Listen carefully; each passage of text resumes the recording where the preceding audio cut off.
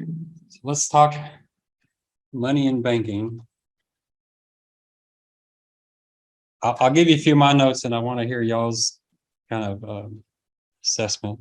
I did hear the guy, he said, I am paid to harm.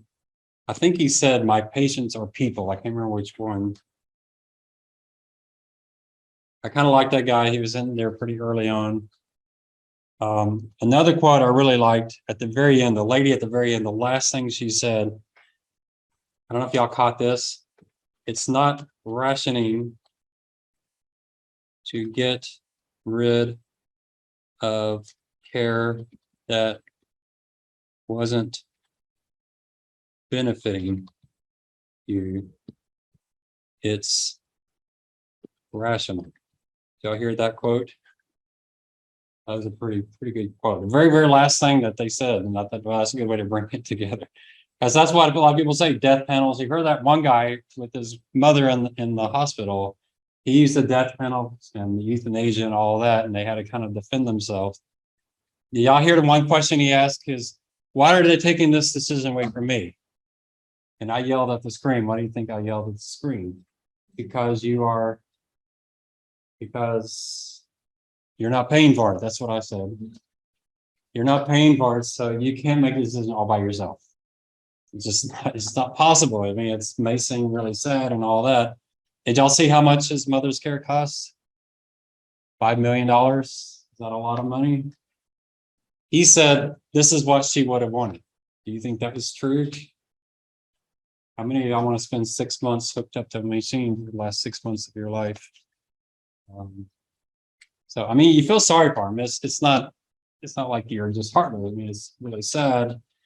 I think the one guy said, we're all going to die. The question is, how do we die? How respectfully and honorably we do it. So yeah, I really like that lady at the end. She had a lot of really good quotes in there. And then early on, this one guy, I really like that. Someone's waste is another's revenue. That revenue creates strong political forces for the status. This is an exact quote. Well, I don't know if y'all remember that. It's really early on. And I do think this is really a key point. Saying we're going to cut, I think I mentioned in an earlier class, if you're going to cut waste, that's mean you're going to stop paying someone money. And is that person going to go away quietly? So, oh, you want me to stop doing that? Okay, we'll stop doing that. No, they're going to fight hard. You saw that on the mammograms for women over 40. When that came out, where there's articles, I can't believe you can do this, all these people are going to die and all this, but the math says it may not make sense, but why would people fight that? Well, if you make money off of the system. So those are the quotes I really like. There's probably a few others. And then just the organization is going to be real key to what we do when getting these articles. I really see it. We're talking about, the key here we're talking about is over diagnosis. That's really the key of this. And they did it in two ways. They talked about over treatment and over testing. You'll notice that they did a couple under treatment and a couple of years. What were the two that were under treatment? Do you remember those? C-sections, so beginning of life, end of life. So they did the beginning and ending. C-sections. What did you think about the guy from UCLA? Smart guy, he understood the issues. Did you kind of get a sense he was the excuse maker? He says, yeah, I know that's what the math says, but when it's a decision for you personally, it's all different. It's like, why is that different? You're making decisions for the community. It's like, I know it doesn't really work. It doesn't save any lives, but when it's for you, we're going to spend $100,000. That argument doesn't make sense for me for someone running a major hospital. That should not be their psyche at all. He seemed like a nice guy and all that. And then what were the two on the over testing? Breast cancer and prostate.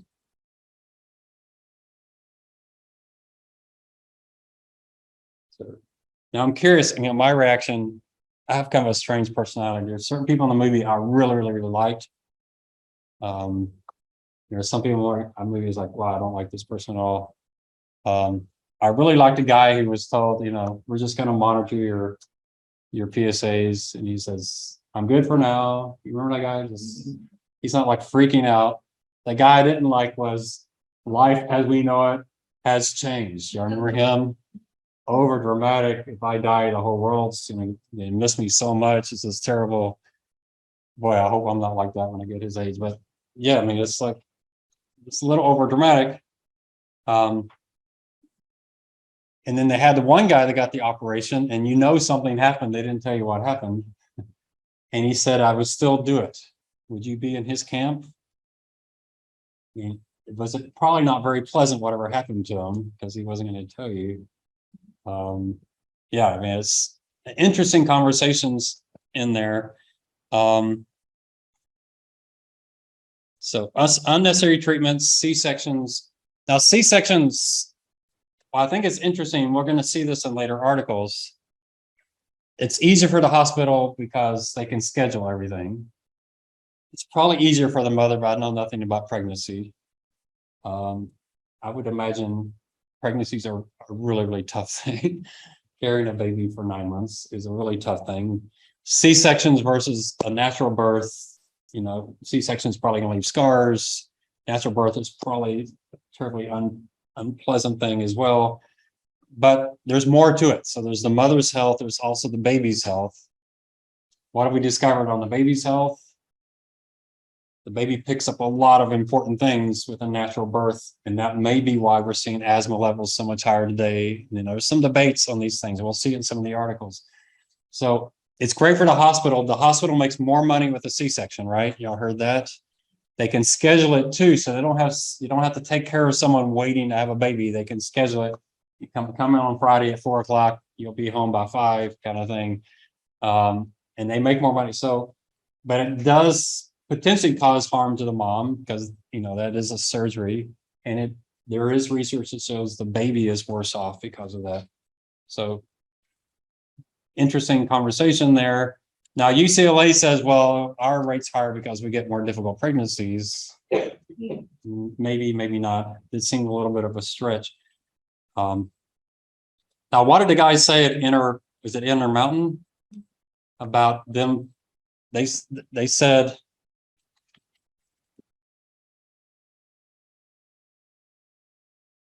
what kind of health outcomes do they get? Healthier patients or less healthy? Healthier. So how much more did that cost them to get better outcomes? Saved money. And we made lower income. Didn't he say that? Our patients are better off, it costs less money, and we lose. No one's incentivizing us to have healthier patients that cost less money. Yeah, it was amazing. Now, the breast cancer, the lady felt like her life was saved. What did the guys say about that? I hope so, maybe so, but we don't know. She felt very relieved. The guy is with the prostate cancer, the two of them, it saved my life. Okay, that I have to wear adult diapers the rest of my life. I can handle that, it saved my life. Or maybe, I think I said 1 out of 14. I think the movie said 1 out of 15, didn't it? So, now did you hear the stats on breast cancer? We heard those again. 2,000 women, 1 life is saved. About 500 to 1,000 will get bad news and it's going to stress them out. Several of them are going to get treated that didn't need the treatment, and some of them may actually die from that treatment. When you do those numbers, you're asking, should you do these tests? And for people in their 40s, when they asked the lady, said, oh, of course you're going to do that. I'm not going to take that chance. But is that a good statistical answer? The UCLA doctor says, well, everybody's their own person. They got to make what's right for them. Does that argument make sense? Each person needs to do what's right for them. If you do this test, your probability of being harmed or dying is greater than if you don't do your test. Oh, but for me, I want to do the test. Does that make logical sense to you? What did he say? 70% of men in their 70s have prostate cancer. Isn't that what they said? And there are men in our 80s getting prostate cancer surgery, which just seems absolutely insanity. People died with prostate With. cancer, but they didn't die of. Right, exactly. So what was the other thing on testing is we'll find stuff. That's the technology part of that. Technology finds more unharmful cancers. It's finding more stuff that won't harm us. And what do doctors have to do? They've got to do something. If the test finds something, you gotta do something with it. The monitoring part, I think, is interesting. I think one early doctor, he made the point. Most will get a clean test, but they'll love their doctor because the doctor gave them the test. Some will get a positive test and get treatment, but only 1 in 15 is actually helped. The others were harmed. How do they think about their doctor? It saved my life. He's the most wonderful person in the world. I'm so glad I went to him. And then the amazing thing he says, and that 1 in 15 probably would have done what? Probably would have died anyway, because he had the more aggressive form. You'd have to just have caught it just perfectly. So you may not even be saving the 1 in 50. So pretty amazing statistics, but I mentioned the word statistics. What did the movie tell you about the statistics? Did y'all hear that over and over again? Does this industry have good data or not have good data? How many times did you hear them talking about, we just don't know, we just don't know? And they say, we just don't know, but it's impossible to know, or they say, we just don't know because we're not really trying. Didn't you get the impression we're not trying because we don't make money if we know? We almost don't want to know, right? So not collecting stats.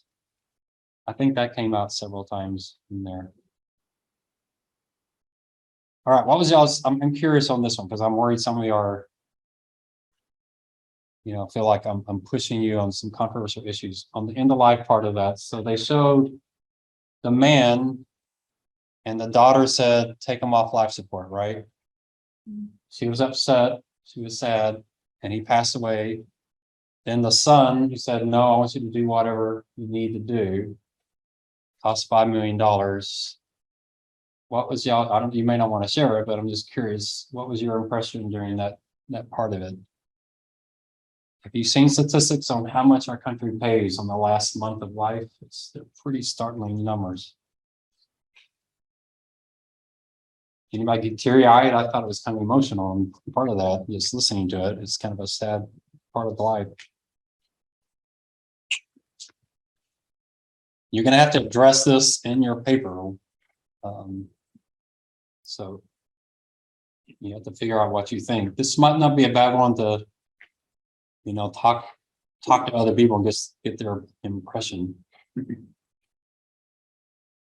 So what's your view on DNR? Someone comes to you and said, do you want a DNR? You remember what DNR is? Not resuscitate. How many? Well, I won't, you don't have to answer, but are there some in here that says absolutely do not resuscitate? And you saw the one doctor who was in, he went to ER and he survived. Now he's an ER doctor, but he was a young guy. Probably his diagnosis is probably pretty favorable. But you're 87 years old. And what was the other thing? The palliative, I can't spell this word. Palliative care. How do you spell that word? Is that it? Palliative care? Bill Gates might know. Do you remember what they said on that? They did a study, people who got the aggressive treatment versus the people who just went to hospice. You remember that? There are lots of patients ended up living longer than their. Aggressive treatment shortens life. Not only that, the second thing is what did the palliative care, how did they die?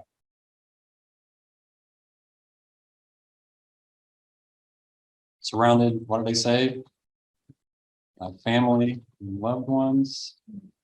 Aggressive care, how did they die? Surrounded by machines and tubes. Which do you want there? You know, that's kind of the question I'm asking. What if there's a 0.003% chance? You know, you live another 3 months, some miracle drugs can come along and save you. You know, that's possible, right? They keep me there as long as possible. Maybe someone's going to invent something and it's going to save me. Who knows? But this is that's pretty dramatic. That all that aggressive treatment is not extending life. It's actually shortening life and making it really pretty miserable. The other thing you notice on this DNR, I didn't realize this until reading some of these articles. CPR is very dangerous. Did y'all know that? We think about it because we see these movies. Oh, the guy runs in CPR, the person's up and running. When you have an 80-year-old person CPR, you're going to crack ribs. You're going to do major damage, maybe internal bleeding. I don't know if you heard that part. You're going to do major damage to this person, and it's very rare that CPR actually brings them back. When it does, they come back in horrible pain and much worse for the wearer. So we think of these things, oh, just give CPR or whatever, but we're talking about people that are very aged, very fragile, very brittle bones. Yeah, these are not things that we want to. Something else I thought was really, really interesting here, we're going to see in an article, is doctor choices versus patient choices. I don't know if y'all heard this. They said it real quickly in the movie, but we're going to see it in an article. When doctors are asked about DNR and CPR and tubes, what do they decide for their own body? I don't want it. And yet the very patients they're treating, they say, yeah, we can do that for you. So they're doing to their patient what they don't want done to them. Why is that? Because they've seen this, right? They know the damages that this does. They just know how horrible it is. On the breast cancer, well, let's see. What about C-section? Any comments on C-section? Did that bother you, or do you have a comment that you don't think was brought out? Do y'all have family members that had a C-section? Was it scheduled? Did they do it because of major medical complications, or just because it's a lot easier, a lot more convenient? Now, there's some countries, I think I saw some statistics like in Brazil, where the numbers are even off the charts higher than the US, like over 50%. All right, we'll see this more. Anything else in the pair life? I don't. Said from the difference from 20% to 34%. Which would say around 3.5 billion. Yeah. A year. So it saves money, healthier baby, less complications. Yeah, I mean, it's win-win-win for everybody except for whoever the saving money was going to be. Whoever was receiving that money, they're not going to win. Does it change your thinking about family, starting a family? You know, if I were to have a wife and I read this, I would not be telling her, I don't think you have a seat. You know, I'm going to say, you do whatever you want to do. I'll be there. I'll be passed out on the floor, but I'll be there to support you. So that to me is up to her to make that decision. But, you know, we might talk about it, you know, that kind of thing, get into it. So I'll stay out of that debate, but it's a lot of interesting stuff. Anything else on end of life? Is it cruel for me to say that guy wasn't paying for it? And that he shouldn't. I'm not saying he doesn't have some say on it, or even 50% say, but I'm saying he should not have 100% say. If it's $5 million and he's not paying for it. Anybody strongly disagree with that? It's your mother. You should say, hey, Medicare is paying for it. She contributed to Medicare her whole life. If Medicare pays for it, Medicare should pay for it. She's my mom. She would want to be alive. Have you ever talked to her? No, I've never talked to her, but I know she'd want to be alive. I'm showing her pictures. I mean, it's kind of bizarre, right? He's showing her pictures and you don't get a sense he's really acknowledging that. So, right. So if you do strongly disagree, put it in your paper because I won't count on against. I almost like students that disagree with me more than all agreeing with me. So, because I know I'm wrong in anything I believe on this stuff because it's really quite complicated. Now, when are y'all going to face this? So your parents are too young. So your parents are dealing this with your grandparents, right? Some of y'all may be going through this. I'm going through this with my mom. She's in assisted living now. She's healthy. Her body is functioning, but her mind, she's more like a 2-year-old. It's really tough. We're taking as good care of her as possible, making her as comfortable as possible. We never had that conversation with her. What do you want us to do? This kind of things. We should have had that conversation with her, but we don't know. I don't know how my brother's going to react. All three of my brothers are preachers. I'm the bad kid in the family. So I'll leave it to them. They can figure that out. But you know, I'm coming to that point. She's in her 80s. That's going to be an issue. Have you thought about it with your own life? You're way too young to worry about that, but you know, you need to feel like it's possible you could be in some major traffic accident or something, and you're going to leave that decision to somebody else. You've got to, you know, have some say in that. One thing we're going to see in an article later is even when people do the DNR, I don't know where I would type DNR, even when they sign that paperwork, a lot of hospitals ignore it. If the family says keep them alive, the doctors say we don't care what the patient signed, we're going to keep the family's wishes. So this is why I say for extra research, Oregon right die law. You need that extra 10%. That's the Dignity Act. You could put a paragraph or two under end of life on what Oregon's doing. And it's not just Oregon, it's oh my word, I can't remember if it's Switzerland or Sweden. Y'all know?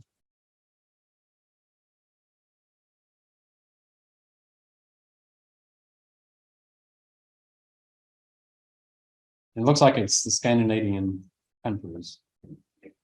Oh, it must have been Switzerland. Dignity in dying. Since 1942, Switzerland has allowed assisted suicide as long as the motives are not selfish. All forms of euthanasia are against the law. So euthanasia, and the movie says, you know, that's when you take someone's life where, you know, you're taking life. They're not at the end of their life. So this could be something you could certainly put into your paper if you're looking for that extra 10%. It's an interesting topic. Might be a little controversial and all that, but to me, that makes it even more interesting. Anything else at end of life? All right. What about no testing until age 50? We're going to see an article on that. What if insurance company says we're not paying for testing until you're 50? You want to get a test before that? That's fine. We're not paying for it because we discovered women are better off health-wise, survival-wise. Y'all heard in the movie, there's no higher survival because people get the test in their 40s than if they don't. So it doesn't extend survival rates. Any strong reactions to that?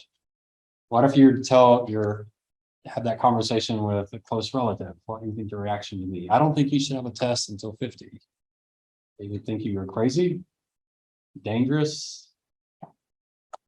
The pink ribbons, is that saying get tested in your 40s? Is that part of that campaign? I haven't seen that campaign. I don't really know. I'm going to show you. There's an article talking this very thing. You're going to see a doctor's reaction to that and how just incredibly angry he is. You murderers, you're murdering people by doing this. Pretty negative response. What about PSA tests? Now, the thing with the PSA test is it's real simple. You just take a blood test. So it's really easy to do. You get a test. I do a PSA test. It's always been really low, so I haven't worried about it. Should we stop doing these tests if getting the test doesn't increase survival rates? And that may be part of what you got to ask the question. What is the key stat? Is it survival? Is that the most important stat?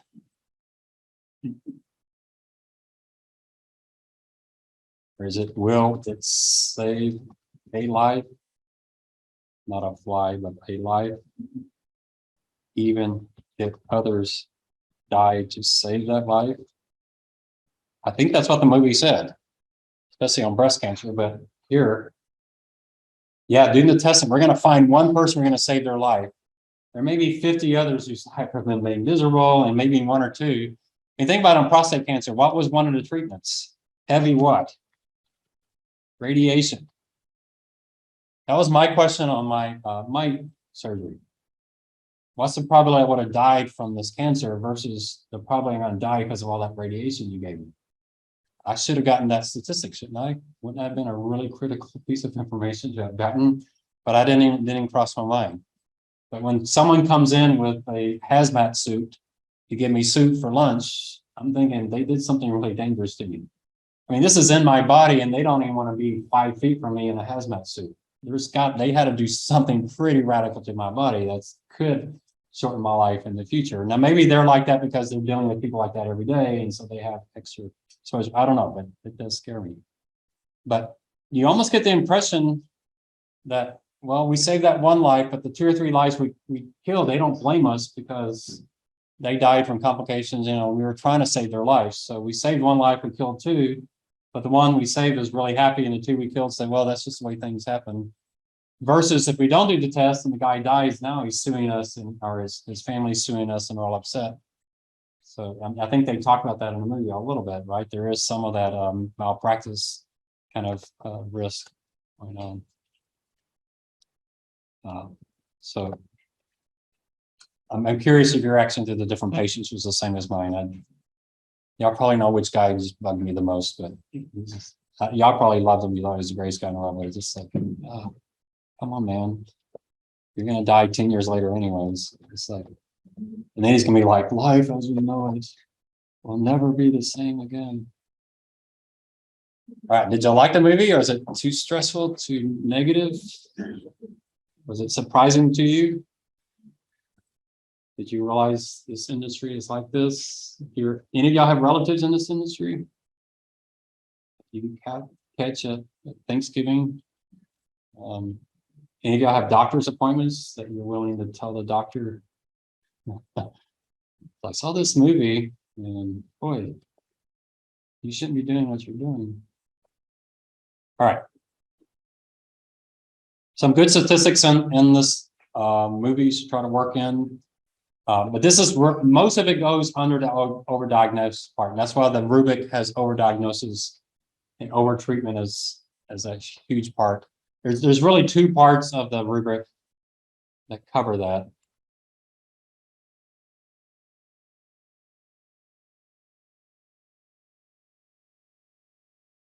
It's under the problems. It's not really under the solutions, although it certainly hints at solutions. So one of them is focusing on treatment versus prevention.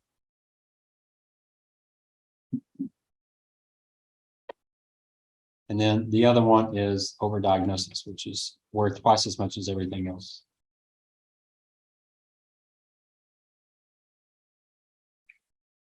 You could certainly put it here. That quote, I'm paid to harm my patients, would certainly fit under inefficiency is encouraged. The quote that he made, and I can give you this quote, that, you know, our patients are better, it costs less money, but we're actually losing money. We were better off with the old system, even though our patients are worse off. That would certainly fit in there. I don't know if it fits in any other spot. Well, oh, definitely, sorry. You can definitely fit the end of life care with this movie. You get, I actually think, quite a bit. I've had some students actually quote the $5 million, 6 months hooked up the tubes in a hospital, $5 million. And I'm an opportunity cost kind of person. That's kind of my thinking. Maybe I could have been an economist, but could we have better spent that $5 million somewhere else? So people bring up the death panels. What do they mean by death panels? They're talking about the UK. It says we will not cover it. It's an experimental drug. no, we don't have enough data. We don't know if it's going to actually work. The drug costs $100,000. We're not covering it. We call that death panels in the United States. In the UK, they just kind of gotten used to it. They're like, okay, that's not covered. Sorry. And some of these experimental drugs are extremely unknown. They really aren't sure if they do any good at all, and they are extremely expensive. I saw an article just recently in The Economist. It was talking about depression drugs. And there's all these people on these drugs, but the stats show that only about 15% of them are benefiting from them. But the other 85%, what's happening to them? Addiction. And they have this huge issue. How do we get them off this drug? And these drugs are really expensive. But what does the pharmaceutical company do? They run 20 tests and one of them shows that it's really effective, and that's the only one they report. That should be illegal, but it's not. We'll cover some articles on that, but that was a recent article by Economist. I may actually show you that article. I thought it was really, really interesting. And there are a lot of people on these drugs because the doctors like to prescribe them, the pharmacies love them being prescribed, and no one's asking, you know, if only 15% benefit from it, but the other 85% can really be harmed by these drugs. Do we need to rethink what we're doing here? But yeah, it's kind of part of that question of, are we doing more harm than good? And who should, and I put part of that is who is the final decision maker?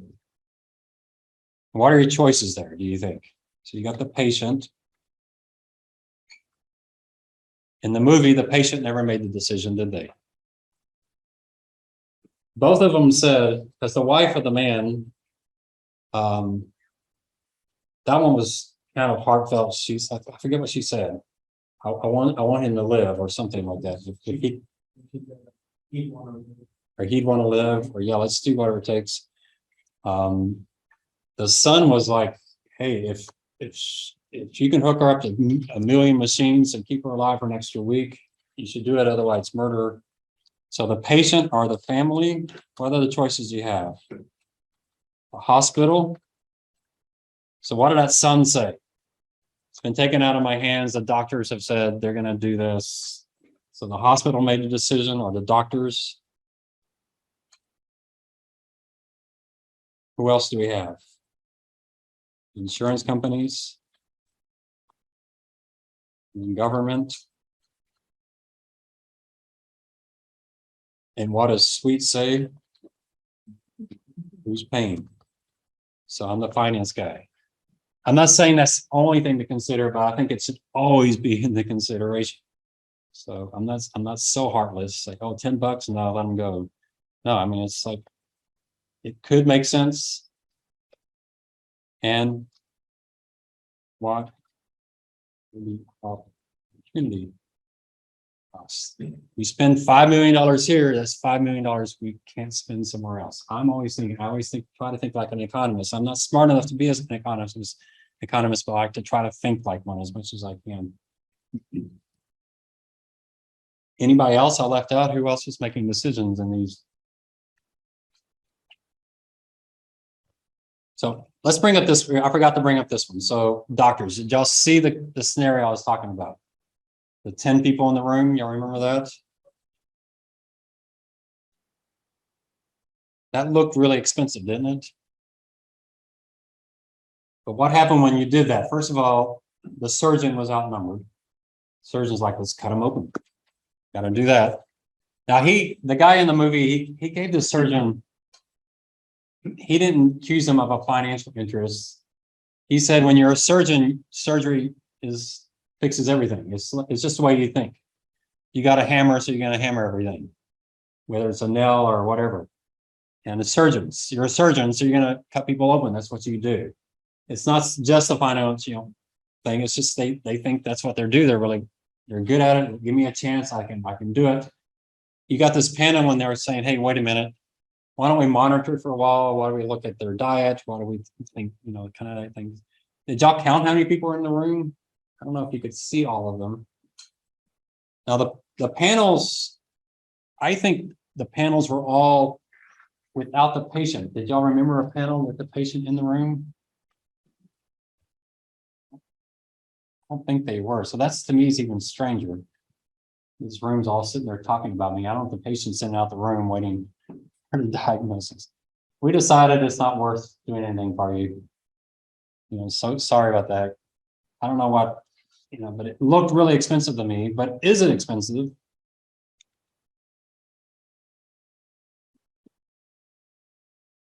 So I think that those scenes were from the Intermountain Hospital. These people sitting around talking. Do you think there's a productivity gain on this over time? They get to know each other. They start seeing cases. They start recognizing certain things and saying, yeah, do you think it gets more efficient over time? Probably. I would hope so. That would make a lot of sense to do that. And then another question I have, would you want the panel doing this for your life? Would that make you feel better or make you feel worse?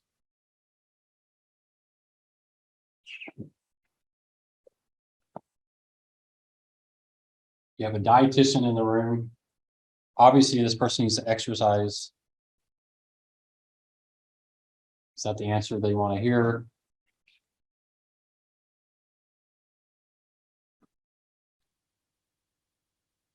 Y'all can talk. I know it's kind of hard for y'all to talk. Is there any place like that in San Antonio? So San Antonio, you have a really sore throat. It's been like that for months. What do? You go to an ENT. I didn't realize ENTs were surgeons. You go to an ENT. Oh, let me cut that open for you. Let me schedule you for surgery.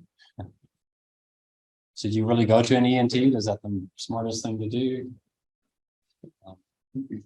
So I find that really interesting. There's a lot of Michael Porter in what Intermountain was doing. Did he mention Intermountain in his article? I think he did. Wasn't that one of the ones they listed? Maybe. So it could have been there.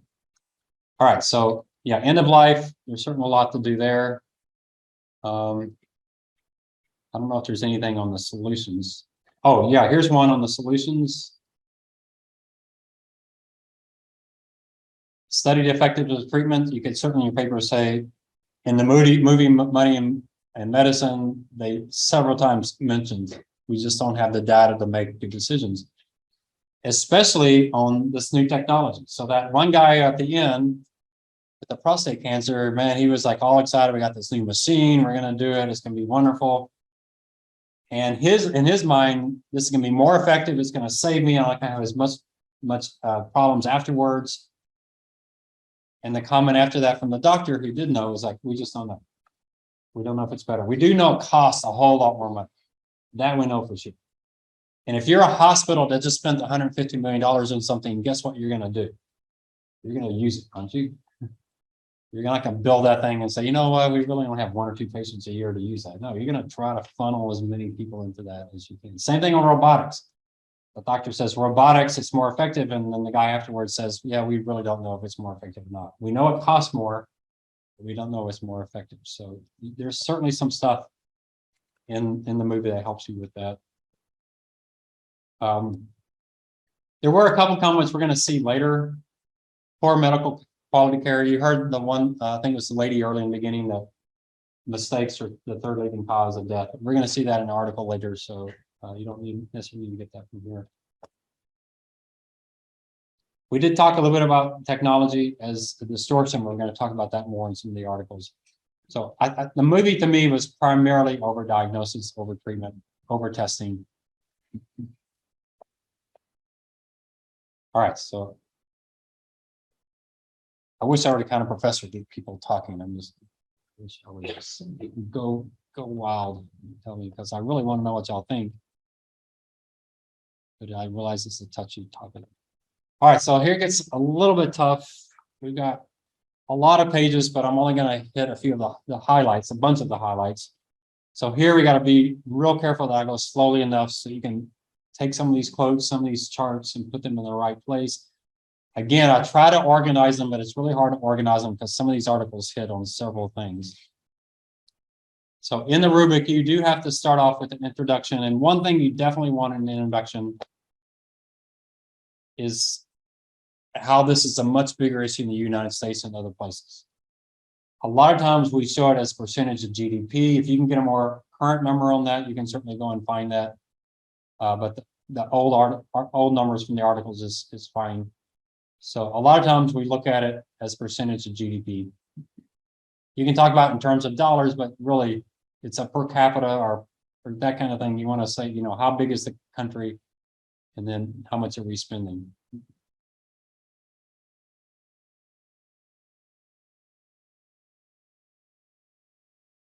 So America devotes 17% of GDP to healthcare, compared to 9% in Britain, and yet 50 million Americans were uninsured in 2012, and life expectancy is slightly below average. This is an old article. It's pre-Affordable Care Act. I didn't put the date on that one. That's unfortunate. You can see it's 2012, so it's about a decade old. I doubt the percentage of GDP is radically different. It might be a little higher, a little lower. It's probably 19% now, but it's still much higher than Britain. We do have a lot fewer uninsured Americans today, but it's not zero. So the Affordable Care Act didn't take it to zero, but there are fewer. So the Affordable Care Act definitely reduced that number. But the point is, we're spending a lot more and our results are not any better. So now the question is, maybe we're like UCLA. So we spend a lot more, our results are worse, but that's because we're just a lot worse people. We don't eat correctly, we smoke too much, we drink too much. So we'll talk about that issue. Are Americans less healthy than Europeans and Asians? So we'll see a few articles. Americans actually smoke and drink less than the rest of the world. So a lot of the world still smokes quite a bit. In fact, China, that's a big issue in China, isn't it? Cancers, lung cancer, and smoking is still pretty heavy in certain countries. But we talk about eating. Eating's not good here. We do have an issue with weight in the United States, but we are exporting that. That's one of our best exports. I was really offended when I went to I think it was Athens in the Pantheon. Go see the Pantheon for the first time, and there's McDonald's right across from it in the same place. I'm like, this is like, here I am, you know, centuries old building, and there's a McDonald's right there. But yeah, we're exporting. Japan has a reputation for people living a really long time, but they're starting to see eating disorders and those kind of things. So we'll talk about that. Is it what the movie says? We're spending on the wrong kinds of things. We're not actually helping people. We're just spending over treating. Or is there some excuse? So we'll get into that. Also, early on is this tax exemption. Health insurance tied to employment and the tax treatment. You'll see those usually together.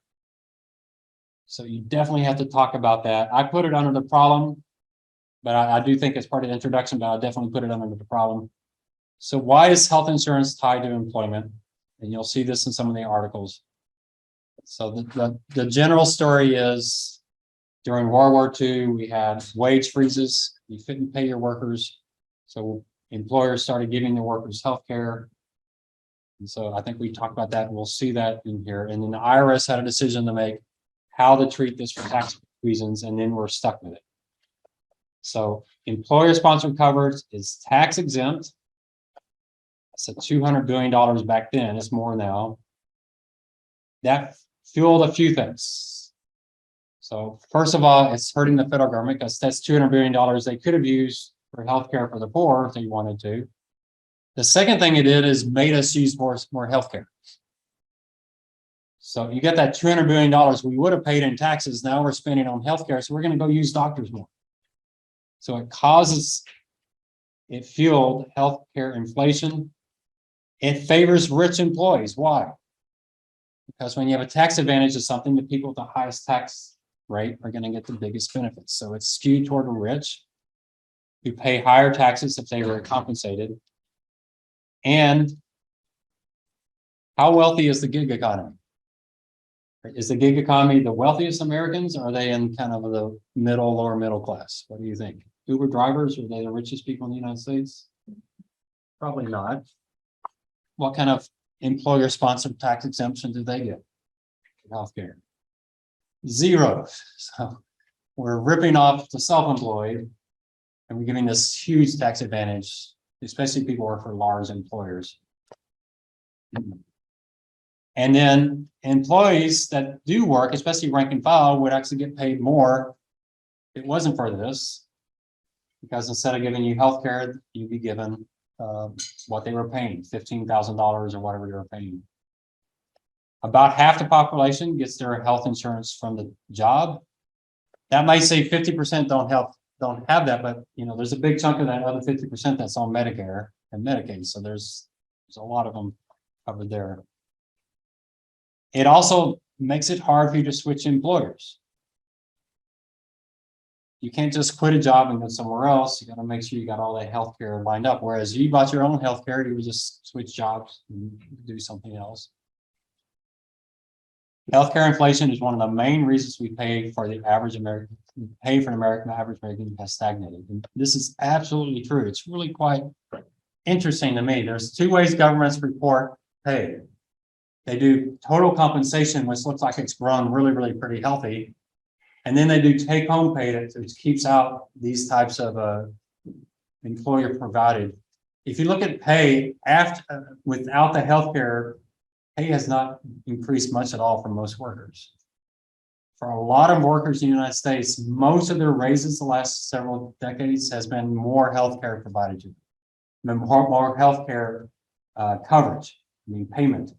Their actual healthcare, as far as doctor visits and that kind of thing, hasn't changed at all. But the amount their employer's paying is going up. Does that feel like a raise? Instead of paying $10,000 for health insurance, we're paying $12,000. You have the same coverage you had before, but you just got a $2,000 raise. Most people don't think of that as a raise. And so it's actually harming people's pay because employers are going to say, hey, I can't pay you more money because I'm paying for this health insurance. All right, here's something over that. So jump back up to the problem. The focus on treatment and inefficiency is encouraged. Here's a good quote for that. The system seems designed to encourage waste. Doctors are often paid for every test or invasive procedure rather than for keeping patients well. Patients don't know what anything costs, and the bill will in any case be settled by a third party, so they don't haggle. Prices can be sky high and vary widely. A mammogram in New York may be less than $100 or more than $1,700. There's like 6 things on the rubric in this one quote.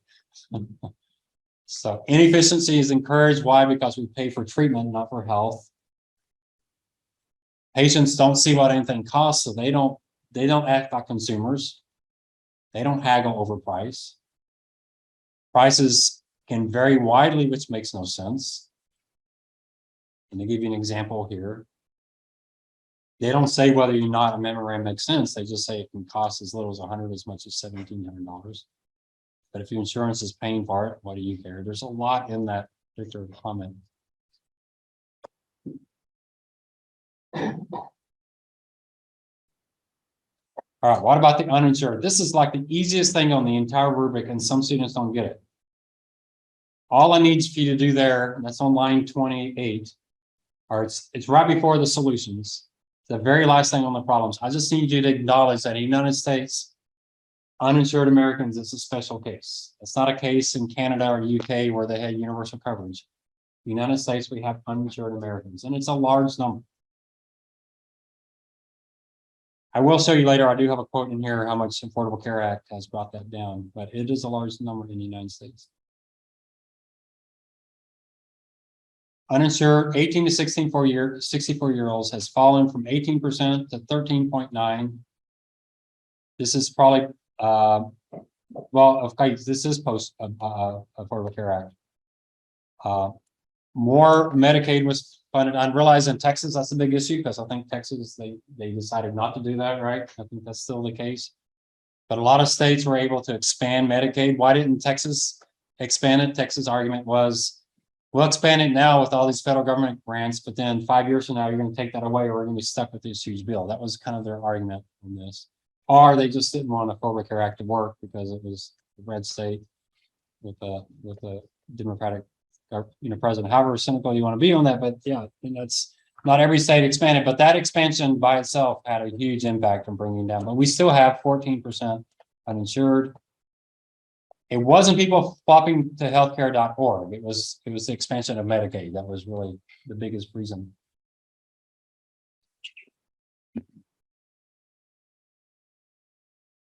So you can quote this right here if you want to, and you would get full credit for that one thing. It's so easy.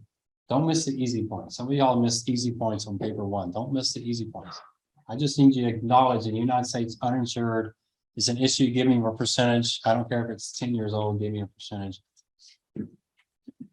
That's probably a number you could look up, isn't it? Wouldn't that be an easy number to look up? What percentage of Americans are uninsured? There it is. You ever type something in Google and see how far you have to go until your entire question shows up? So I was thinking that was going to come past you. The nation's uninsured rate declined significantly, reaching all-time low of 8%. Wow, I'm glad I did that.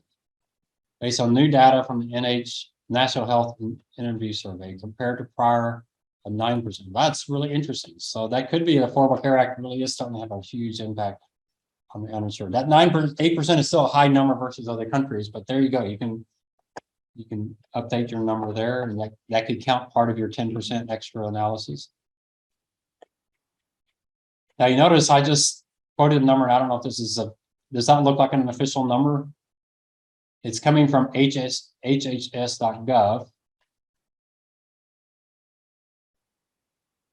This right here could be your entire extra 10%. If you want to give me an extra couple of paragraphs on uninsured Americans, there you have it right there. See how easy I'm making this for you? Y'all think I'm a real picky person. Questions on uninsured. If you know an uninsured person, ask them why they're uninsured if you can get away with it. I don't mean like, your 2-year-old nephew who doesn't, oh no, someone who actually can communicate why they're making that decision. You could put that in your paper. You could leave their name out, put that in your paper. That could count as part of the 10%. I'd be curious on that. And do y'all know why people are uninsured? I mean, isn't that a lot of them, they're young and healthy? Isn't that a big part of it? That's probably a big chunk of that 8%, I would guess. It's like, I'm just going to roll the dice. The chances I need it are pretty low, but I'm curious if there's other scenarios out there. All right, so here they have a solution, and I agree with some of the solution. Congress should scrap the tax break for employer-provided health insurance and the requirement that firms offer it. How would that go over in a presidential election? Can you imagine anyone running on that platform? That would be, and Kamala Harris somewhat ran on that platform, and she got absolutely beat up for that one. Those savings could be used to help cover subsidies for the poor. Without the tax distortion, employers would pay higher wages instead of benefits, and workers would shop around for the best value. I absolutely love this solution. So here's your chance in the paper to prove me wrong and show me a much better argument on the other side. This is not Bernie Sanders' argument. Well, yeah, I mean, part of that is his argument, right? Get rid of employer provided and let the government provide everything. That's not what I'm arguing. Get rid of employer provided and the employee use it at higher wages to actually get the insurance for themselves.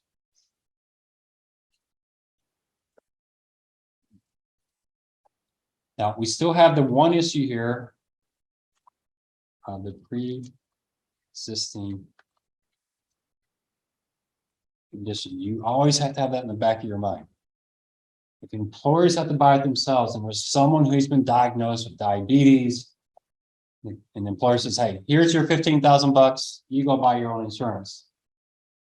Well, the employer plan covered everyone without insurable proof of insurability. Now they got to go buy some insurance. So we have to, how do we handle that? Y'all remember what's my solution for that? Remember? Tax credits. Why do I say tax credits? You have tax credits, suddenly the entire nation is covered by insurance because you'd be stupid not to buy it. Then you could tell insurance companies they have to take everyone regardless of insurability. You can price by age, I think you could get away with that. You might disagree with me, but we have tax credits, so everybody's going to be buying insurance. That's what insurance companies are worried about, aren't they? If you tell people you have the choice to buy the insurance or not, unhealthy people buy it and the healthy don't. And if they can't price based on your health, then unhealthy are definitely going to buy more, and then pricing go up more, and then those kind of not unhealthy are going to get out. It's going to price. You're end up at the end, only very, very sick people are going to have insurance. But with tax, this is my argument. I think there's something to that. If you have tax credits, everyone's automatically covered. Got to be stupid not to buy the insurance because they lose it if they don't use it. The insurance companies then are protected because they don't have to worry about anti-selection.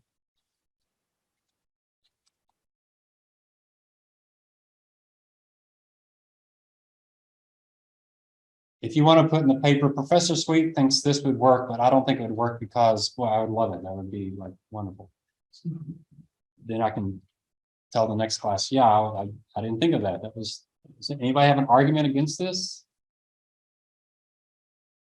But you see why pre-existing conditions is always an issue. It's always a serious issue. What was Hillary Clinton's solution? You got to buy health insurance. It's required. So that was that penalty if you don't buy it, right?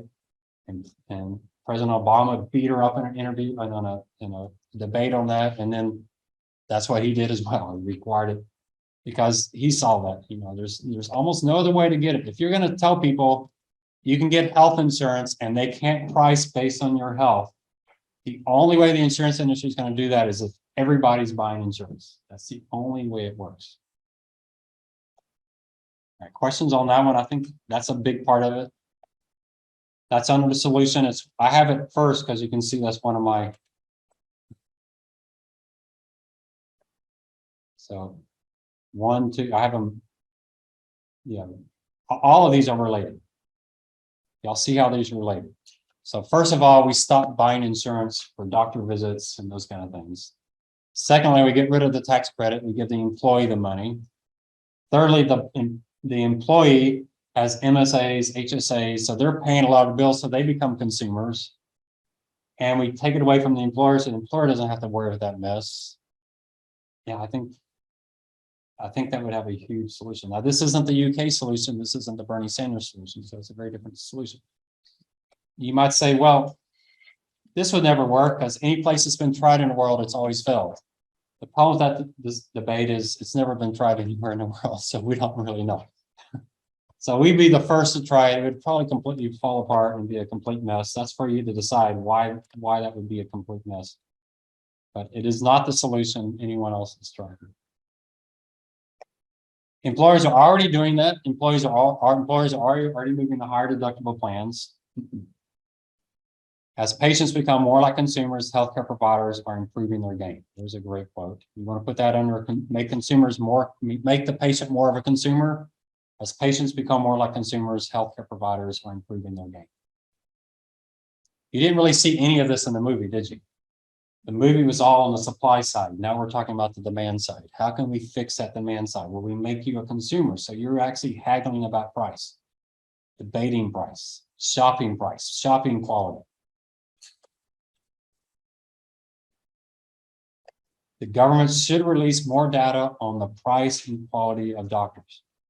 So these two go together. So you're going to see it in the rubric. We want patients.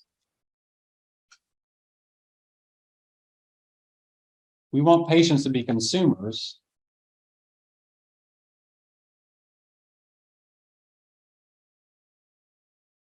But let's see. So patients can't be consumers if they don't have knowledge, if they don't know how much stuff costs, and they don't know the differences in quality. It doesn't work. So unlocking consumerism without price and quality information is going to be a disaster. So we've got to do that. The cost information is pretty complex the way the current system is. So what did Michael Porter say? Bundled pricing. Hey, you're a diabetes patient. We'll charge you $10,000 a year to treat all your diabetes issues. You'll have a dietitian, you'll have, this heart doctor or whatever. We charge you $10,000. And you say, well, 10,000, but down the street, they do that for 8,000. Yeah, but they lose 20% of their patients. We only lose 5% of our patients. Oh, okay. But are their patients sicker? No, they're the same. So you see how this is, you can't just say, hey, go make your own decision now. And you don't have information. That's just not going to work. All right. So I'm not trying to make this more complicated, but some of these things are somewhat tied together. It may change the way you organize your paper, right? Any question on that? So the Affordable, I don't like calling things Obamacare and Bushcare or Trumpcare or whatever, because it's Congress that passes these things. So I would call it Congresscare. I know Obama had a big part of it, but still, presidents don't pass legislation in the United States. Our Constitution makes that clear. The Affordable Care Act will not be fully understood for years, but it will never be the core of the problem. If America wants to stick to the idea that it has a healthcare market, it should focus on trying to make it more like a market with prices, competitors, and some form of choice. That's a great quote, isn't it? That goes under that consumerism. We need prices, competitors, and choice.